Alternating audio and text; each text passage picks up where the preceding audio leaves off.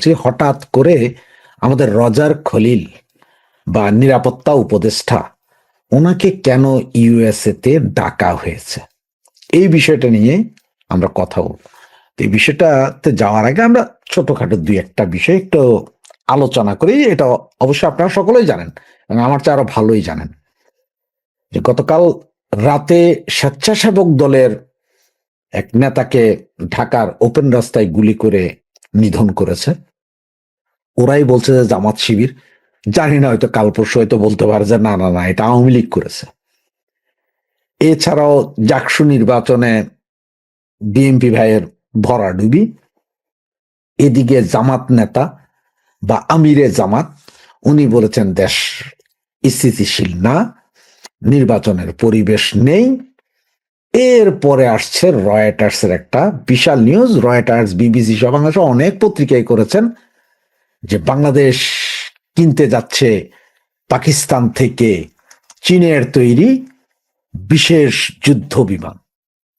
এই হচ্ছে যে গতকালকের আসলে মূল কাহিনী বা চিত্রনাট্য, আপনারা যেটাই বলেন, যে এই হচ্ছে যে মূলত অবস্থা গতকাল সারা দিন সারা রাতে।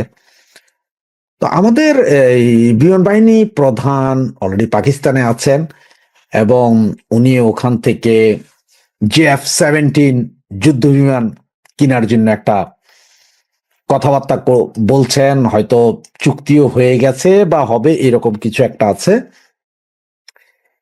এর ভিতরে আমি আপনাদের 3-4টা ভিডিওর আগে একবার বলেছিলাম যে তারেক জিয়া হয়তো নেক্সট টার্গেট। তখন অনেকে আমাকে বলেছে তারেক জিয়া আপনি নেক্সট টার্গেট কিভাবে বললেন? দেখেন, 5ই আগস্টের পর ব্যাপক হত্যা নির্যাতন চলেছে আওয়ামী লীগের উপরে। নির্যাতন করতে করতে এক পর্যায়ে এখন আর ইলেকশনও করতে দিবেন, সবকিছুই শেষ, অলরেডি নমিনেশন এই সেই হয়ে গেছে। এখন নমিনেশন জাস্ট বাছাই পর্ব শেষ হচ্ছে, ইলেকশন হবে 12 তারিখ। যদি আমি বিশ্বাস করি না ইলেকশন হবে বলে, আমার মতো অনেকেই বিশ্বাস করেন না।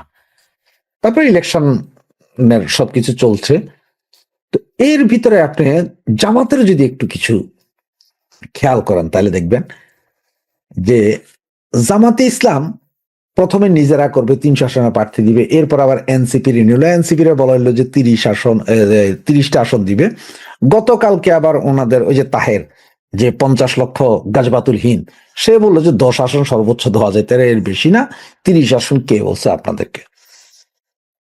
এরপরে আবার ওনারা যায় বিএনপির সাথে দেখা করছেন, করে বলছেন যে নির্বাচনের হইলে যেই জিতবে আমরা সকলে মিলে বসে একটা সরকার করব, মানে আমরা হালুয়া রুটির ভাগে যাব। এরপরে সম্ভবত ওখানে তারেক জিয়ার সাথে মনে হয় বৈঠকটাই খুব একটা সফল হতে পারেননি। না পারার কারণে ওনারা আইসা এইবার বলতেছেন যে নির্বাচনের পরিবেশ নাই। তো ওই যে বলছে হাদির কথাটা, যে তারেক জিয়ার নেক্সট টার্গেট কিনা, দেখেন ইলেকশনটা যাতে না হয় এই জন্য কিন্তু হাদিরে মারাইছে জামাতে ইসলাম। যে হাদিকে প্রথমে ওরাই বানাইছে এইরকম প্রমিনেন্ট ফিগারের মতো, যে সাউয়া মাওয়া চিরাফেল, যেইখানে অমুক তমুক, দিনের সালে কাউয়া, তারেক আমার, ডট ডট, এগুলো বইলে টেলে হাদিকে এমন এক লাইমলাইটে আনছে যে হাদি হচ্ছে যে পৃথিবীর সারা ভারত বিদ্বেষী। তারে ফালাই দিলে ভারত বিদ্বেষীটা উস্কায় দেওয়া যাবে, তারে ফালাই দিলে আন্দোলন চলবে। এখন কইতেছে আজকে 23 দিন হয়ে গেল, এখন হাদি হত্যার বিচার হইল না, ইলেকশন হইতে পারবে না, শাহবাগ দখল, এই সেই। তো পৃথিবীর কোন জায়গায় 23 দিনে বা হয় কি হত্যার বিচার হয় বা হত্যাকারী ধরা যায়, কিন্তু হত্যার বিচার এটা কই? আর হত্যাকারী তো জামাতই করছে হত্যা।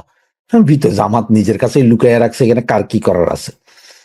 এইগুলোই যখন চলতেছে, এর ভিতরে আজকে আবার আরেকটা মজার কাহিনী। তারা কি বলছে যে একজন ব্যক্তিকেই চরম নিরাপত্তা দিতেছে এইটা সরকার, সেদিকে গুলো মানে তারেকের SSF এর নিরাপত্তা। তো তারেক তো আগেই জানতো, ইংল্যান্ড থাকতেই জানতো যে বাংলাদেশে গেলে জামাতই তারে মাইরা ফেলাবে, এই জন্যই সে এতদিন যায় না। পরে ইন্ডিয়ার সাথে কথা হয়েছে, তো ইন্ডিয়া বলছে না তুমি যাও, আমরা তোমাকে গোয়েন্দা তথ্য দিব, সরকারকে গোয়েন্দা তথ্য তোমাকে যাতে বাঁচাই রাখা যায়। এরপর উনি আসলেন, SSF নিরাপত্তা, আর্মি, বিডিআর, পুলিশ সব নিরাপত্তা উনি পাইলেন। এইটা এখন আবার জামাতের সহ্য হইতেছে না। হ্যাঁ, আপনারা যদি চিন্তা করেন যে 2008 সালে যেমন শেখ হাসিনার SSF এর নিরাপত্তা দিয়ে খালেদা জিয়াকে দিছিল, দুই দলকেই দিছিল। এবার তো আওয়ামী লীগ নাই, তো এখন তারেকরে দিছে এই জন্য জামাতরে দিতে হবে এরকম তো কোনো চরিত্র নেই। আর পুলিশ প্রশাসন বলেন আর এই ইন্ট্রিম বদমাইশ গুলা বলেন, সবাই জানে যে না হত্যা মার্ডার খুন যা করবে এই জমাইত্যার গোষ্ঠীটাই করবে। সুতরাং সেই হিসাবে আছে এখন ওদের এই প্ল্যান যে এত কিছু সবকিছু হ্যান হয়েছে ত্যান হয়েছে, তারেকের পক্ষে মনে চলে যেতেছে, ব্যালেট মনে হয় পুলিশে মাইরা দিবে, এটা কোনো নির্বাচন নয়, এটা হচ্ছে ভাই নির্বাচন করিস না, আমরা যেহেতু এখনো 71-এর উপরে 24কে আনতারি নেই, এবং আমরা যেহেতু এই মতো ক্ষমতা যেতে পারবো না, শুধু তুইও যেতে পারবো, প্রয়োজনে তারিখকেও মাইরা ফেলাবে। এটা তাদের প্ল্যান। এই প্ল্যান যখন তারা চালাইতেছে, এর ভিতরে ওই যে মোস্তাফিজ খোস্তাফিজ নিয়ে লাগলো খেলায়। আচ্ছা, এখন গোদরসে আমরা ইয়েতে যাবো না, কই ওয়ার্ল্ড কাপ খেলতে যাবো T20, আমাদের নিরাপত্তার অভাব। কয় যে মোস্তাফিজের নিরাপত্তা দিতে আরো নাই, আমাদের পুরো টিম গেলে নিরাপত্তা দিতে পারো না। আসলে এগুলো হচ্ছে যে ফাউল। ICC বলছে তোমরা না আসলে তোমাদের পয়েন্ট কাটা যাবে, হ্যান হবে ত্যান হবে। এরপর আজকে ওনারা বইলা দিছেন সরাসরি আমরা খেলতে যাব না।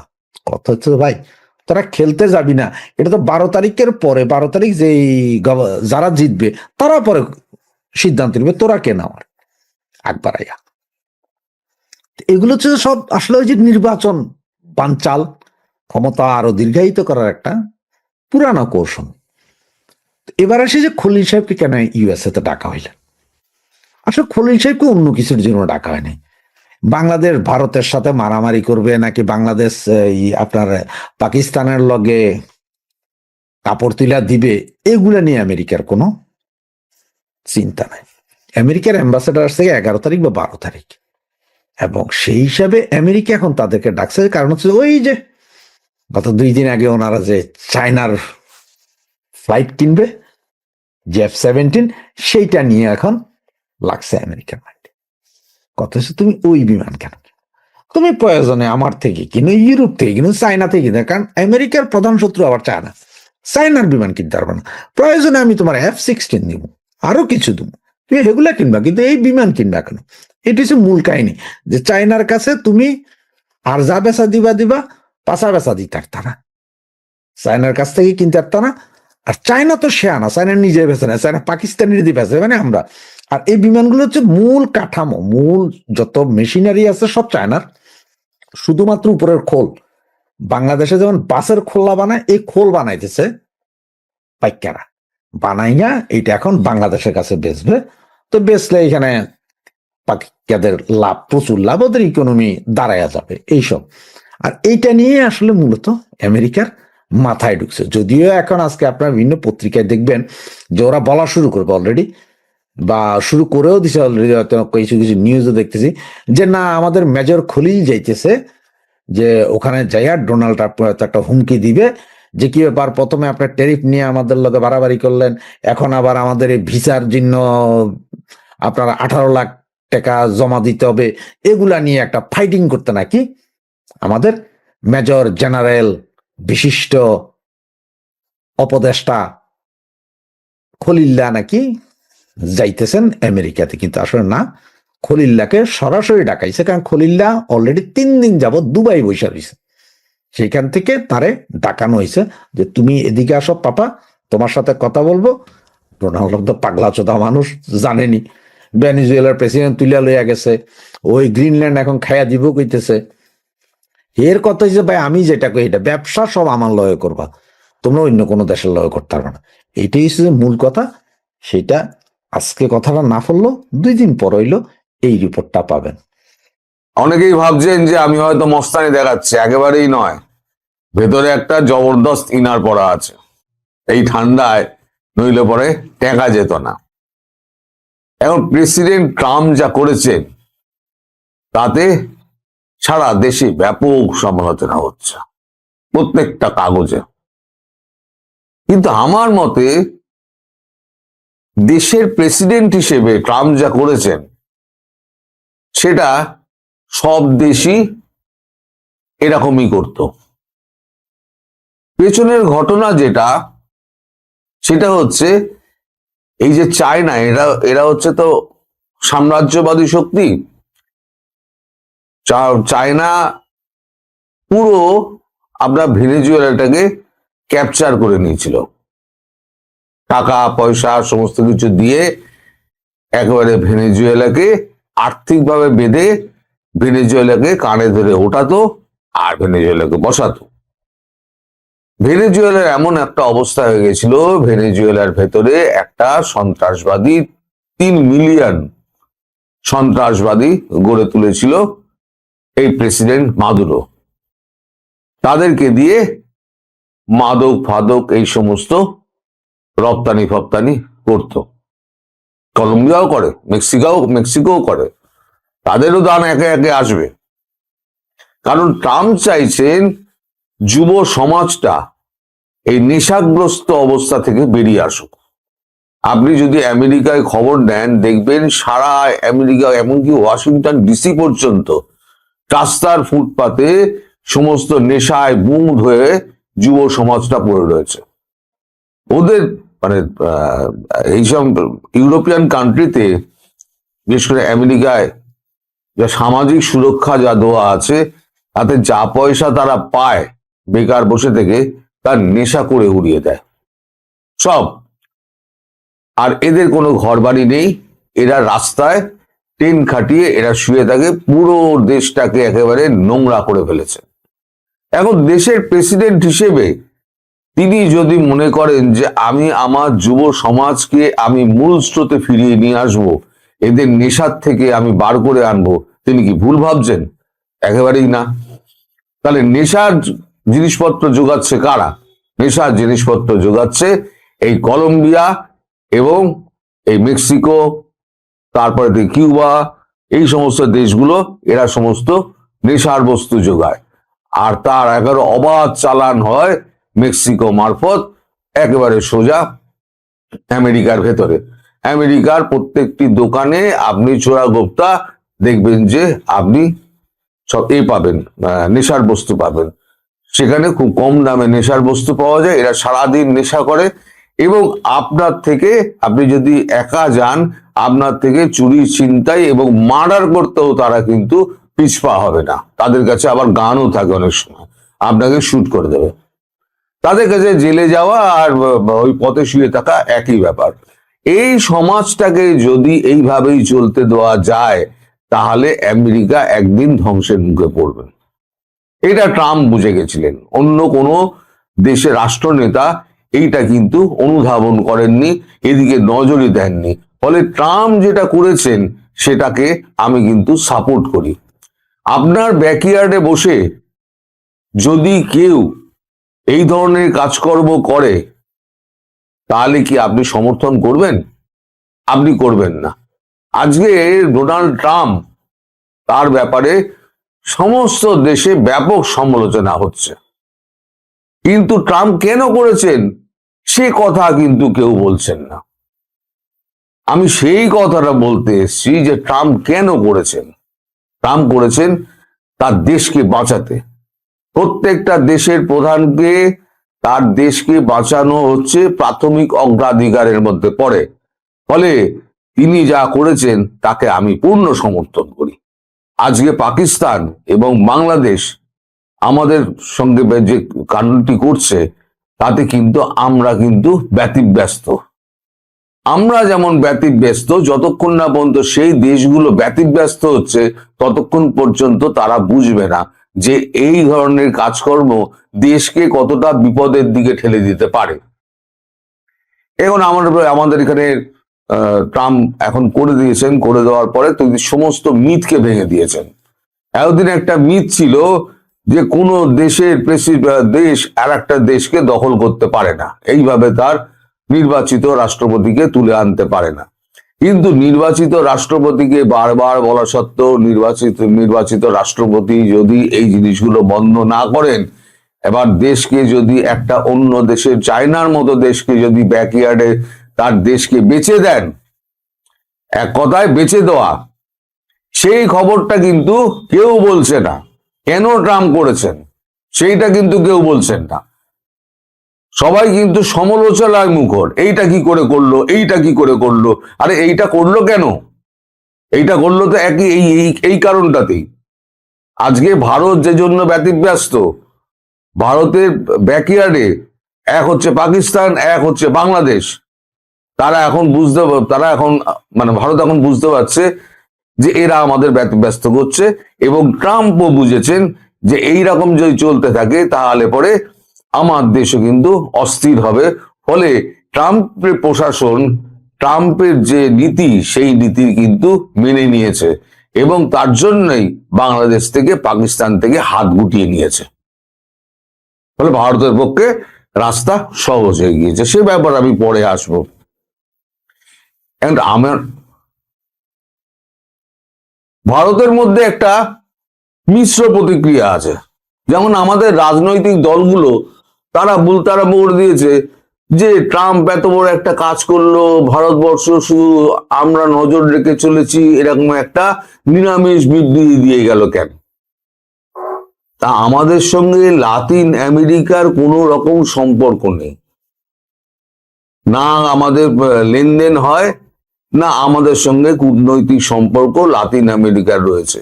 তা লাতিন আমেরিকায় কি হলো না হলো তাতে আমাদের কি এসে গেল আপনি বলুন? আপনার সঙ্গে দূরবর্তী একটা লোকের আপনার মানে আলাপ নেই, কিছু হয়নি, মানে চেনেন না, তার যদি কোনো বিপদ হয় আপনি কতটা দুঃখিত হবেন এবং কতটা তার সাহায্যের জন্য এগিয়ে যাবেন।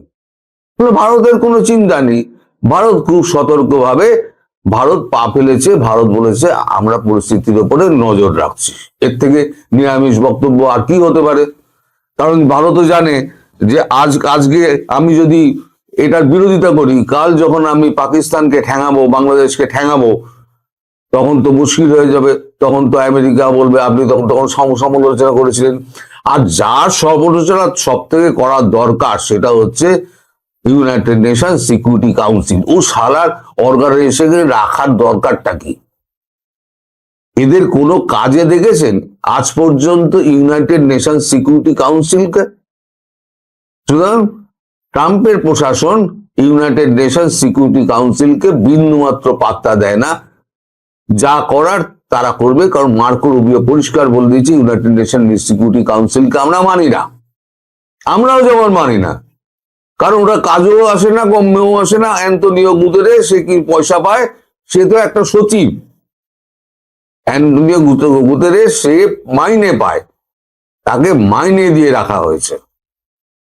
এইবার এখন ভারতবর্ষ যদি এই দুটো দেশের ওপরে যদি আক্রমণ চালায়, রাস্তা তো ট্রাম্প দেখিয়ে দিয়েছেন। এখন বিশ্বের 1 নম্বর শক্তি, তিনি যদি এই রাস্তায় হাঁটেন, তাহলে ভারতবর্ষ যদি সেই রাস্তায় হাঁটে, তাহলে ট্রাম্পের সমর্থন নিশ্চয়ই পাওয়া যাবে। ট্রাম্প তখন বলতে তো পারবেন না। আর ট্রাম্প অনুধাবন করছেন যে আজকে আমি যা ভুগছি সেটা দীর্ঘদিন ধরে ভারতবর্ষ ভুগে আসছে।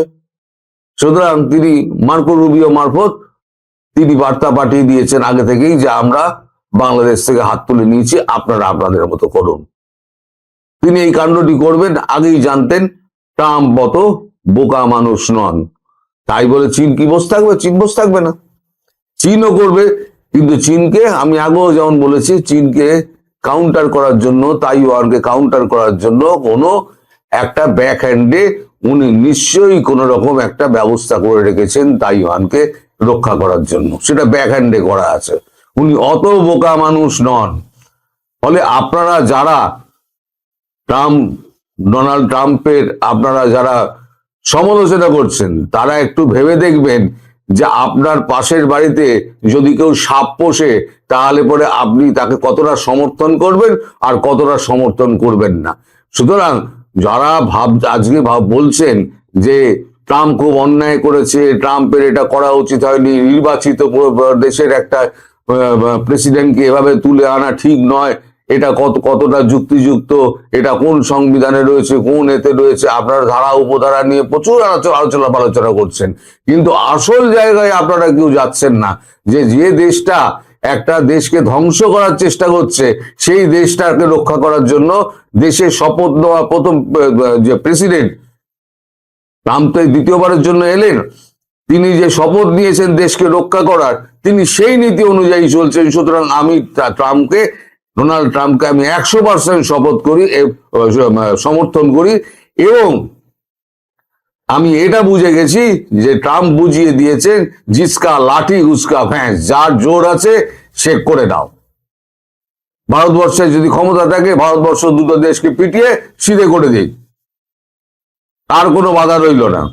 কারণ স্বয়ং যিনি মানে শক্তিধর দেশের যিনি প্রধান, তিনি এই রাস্তা আমাদের দেখিয়ে দিয়েছেন। ফলে মোদির সামনে এখন রাস্তা ক্লিয়ার। আমরা এখন অনেক কিছুই করতে পারি, অনেক কিছুই প্ল্যান হচ্ছে। ওই কারণেই ভারত খুব একদম নিরামিষ একটা মন্তব্য করে ছেড়ে দিয়েছে। এখন আপনারা ভাবুন ট্রাম্প কতটা খারাপ এবং কতটা ভালো। আপনার কাছে হয়তো ট্রাম্প অত্যন্ত অন্যায় করেছেন, কিন্তু আমার চোখে ট্রাম্প এতটুকু অন্যায় করেননি। তিনি তার ঘরকে রক্ষা করার জন্য তার প্রতিবেশীকে যদি ঠেঙাতে চান, ঠেঙাতেই পারেন। ঠেঙানোর অধিকার তার রয়েছে, যেমন আমাদের ঠেঙানোর অধিকার রয়েছে, এবং আমরা ঠেঙাবো।